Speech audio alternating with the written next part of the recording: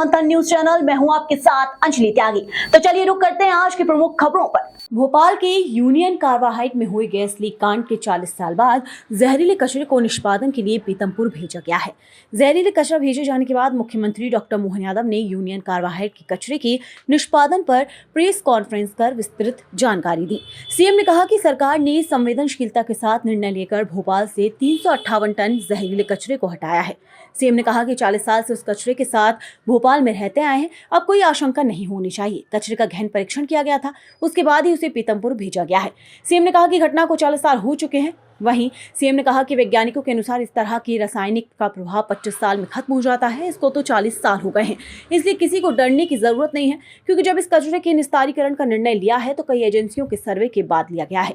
मुख्यमंत्री ने कहा कि इस कचरे को हम पीतमपुर में जलाने जा रहे हैं, उसको पहले भी ड्राई रन कर चुके हैं, जिसकी रिपोर्ट सुप्रीम कोर्ट में जमा की थी। उसी रिपोर्ट के आधार पर सुप्रीम कोर्ट ने इस कचरे को नष्ट करने के निर्देश हमें दिए थे, जिसमें साफ कर दिया था इस कचरे के जलने से पर्यावरण पर कोई प्रभाव नहीं पड़ेगा। इस मौके पर सीएम ने कांग्रेस पर निशाना साधते हुए कहा कि कांग्रेस सरकार के कारण भोपाल गैस कांड हुआ था। कांग्रेसी पीतमपुर में विरोध कर रहे हैं, लेकिन कांग्रेस वाले भोपाल आकर कुछ नहीं बोलते हैं। उस दिन उस रात में भी यहाँ विद्यार्थी परिषद की बैठक में हिंदी ग्रंथ अकादमी के डायरेक्टर अशोक कड़ेल जी और हमारी परिषद की पूरी टीम संयोग से उस दिन भोपाल में ही थी। रात के समय गैस लीक होने में हम एमएलए रेस्ट हाउस थे। बाद में उस घटना का मैं जब भी याद करता हूँ तो सिहरन आ जाती है। लेकिन दूसरे दिन, तीसरे दिन, 2 दिन तक पूरा भोपाल का जो दृश्य बना वो वाकई बहुत दर्दनाक था।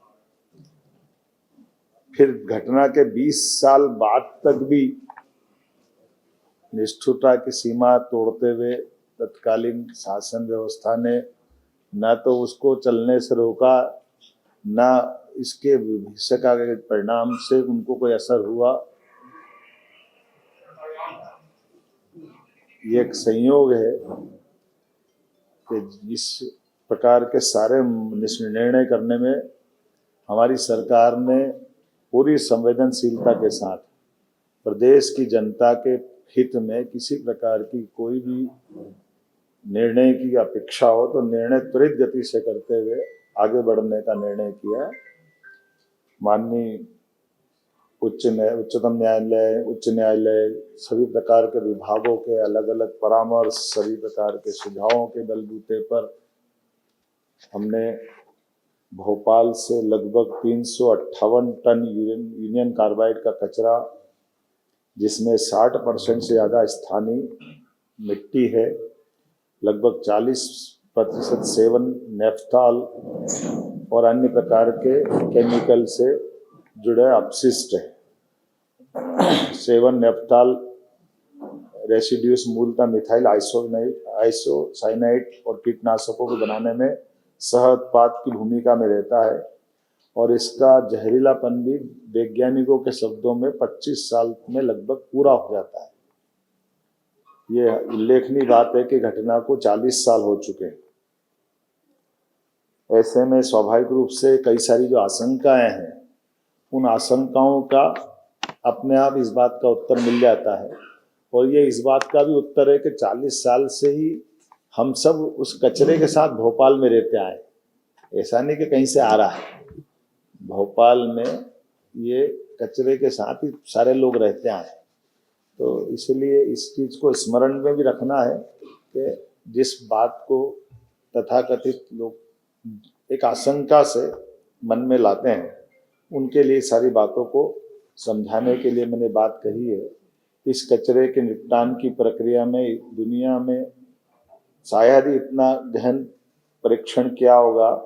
भारत सरकार की विभिन्न संस्थाएं जैसे NEERI, national environment engineering research institute Nagpur, national geophysical research institute Hyderabad, IICT, Indian institute of chemical technology तथा केंद्रीय प्रदूषण नियंत्रण बोर्ड द्वारा समय समय पर किए गए अध्ययन, माननीय सर्वोच्च न्यायालय को प्रस्तुत किए गए सभी प्रतिवेदन, माननीय सर्वोच्च न्यायालय द्वारा भारत सरकार पर्यावरण मंत्रालय को मार्च 2000 में दिए गए निर्देश, जिस 2013 में केरल राज्य की कोची कोच्चि स्थित हिंदुस्तान, ये कोच्चि के संस्थान में 10 टन यून कार्बाइड के समान कचरे का परिवहन कर ये हम पीथमपुर में ला करके जला करके इसका एक बार परीक्षण किया गया था TSDF ट्रायल रन केंद्रीय प्रदूषण नियंत्रण बोर्ड की निगरानी में, और इसको सफलता के साथ न केवल तत्कालीन समय जलाया बल्कि इसका परीक्षण की रिपोर्ट वैज्ञानिकों की उपस्थिति में पुनः सुप्रीम कोर्ट में भी प्रतिवेदन के साथ उपस्थित की गई थी। सर्वोच्च न्यायालय द्वारा प्रतिवेदन के निष्कर्षों के आधार पर 2014 अप्रैल में पुनः UCIL कचरे का 10 मीट्रिक टन ट्रायल भारत सरकार पर्यावरण वन जलवायु परिवर्तन मंत्रालय नई दिल्ली के निगरानी में TSDF पीथमपुर में पुनः इस प्रकार का इसका परीक्षण किया गया था और वीडियोग्राफी भी कराई थी, और निष्कर्षों को शपथ पत्र के माध्यम से सुप्रीम कोर्ट में प्रस्तुत किया था। अगस्त 2015 में ये ट्रायल रन सफलतापूर्वक किया जाकर के केंद्रीय प्रदूषण नियंत्रण बोर्ड द्वारा प्रायोगिक निपटान की समस्त रिपोर्ट पुनः सुप्रीम कोर्ट में हमने प्रस्तुत की। इन समस्त रिपोर्ट में से स्पष्ट रूप से उभर कर सामने ये आया, इस कचरे के निपटान से वातावरण में कोई किसी प्रकार का नुकसान स्पष्ट नहीं हुआ है, और माननीय उच्चतम न्यायालय ने सभी रिपोर्ट के गहन परीक्षण के पश्चात ही आगे बढ़ने के लिए और उसे नष्ट करने के लिए हमें निर्देशित किया। इन सब कोर्ट और जानकारी के बाद ही चीफ सेक्रेटरी को बताया गया था कि आसपास के गांवों के स्वास्थ्य संबंधी परीक्षण, फसल की उत्पादकता पर प्रभाव, केंद्रीय जल स्रोतों के गुणवत्तापूर्ण परीक्षण, और तीनों विधाओं में पाया गया कि ये इस प्रकार की कोई भी रिएक्शन, कोई भी नुकसान, नकारात्मक परिणाम नहीं आए। और इसीलिए इस कचरे निपटान की सारी प्रक्रिया में शासन ने हमारी अपनी गंभीरता रखते हुए इस तरह से बढ़ने का प्रयास किया कि सालों पुरानी एक परेशानी, इस परेशानी से निपटने के लिए योग्य मार्गदर्शन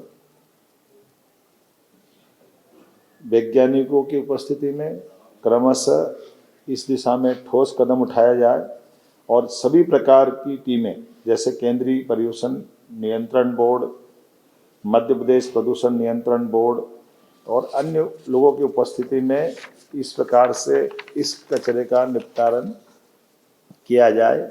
और हमने इसी आधार पर कल अपने यहाँ से भोपाल से ये कचरे को योग्य जगह पहुँचाया भी है, और मुझे इस बात का संतोष है कि अभी तक की हमारी सारी गतिविधियों में जो हमने निर्णय किया था वो शांतिपूर्वक रहा। पूरा प्रदेश का कहीं भी किसी प्रकार की कष्ट हो जाए ये हमारे सबके लिए विषय रहता है।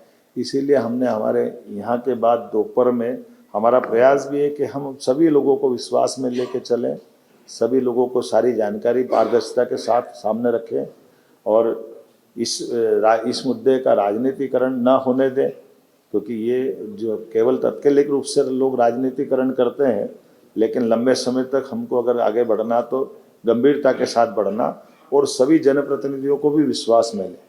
इसलिए हमने प्रभारी मंत्री श्रीमान कैलाश विजयवर्गीय जी को कहा है कि वो धार में दोपहर में बैठक लेकर के 3 बजे इसके विस्तार से अपनी वहाँ के प्रतिनिधियों को भी विश्वास में लेकर के अपनी बात कहे, और कुल मिलाकर के ये जो प्रक्रिया प्रारंभ होगी इस प्रक्रिया को पूरी एक तरह से पारदर्शिता के साथ समय सीमा में इसके संबंध में धीरे धीरे इसका एक तरह से संकट का या जो एक अपनी एक टारगेट है उस टारगेट पे लक्ष्य की प्राप्ति करेगा।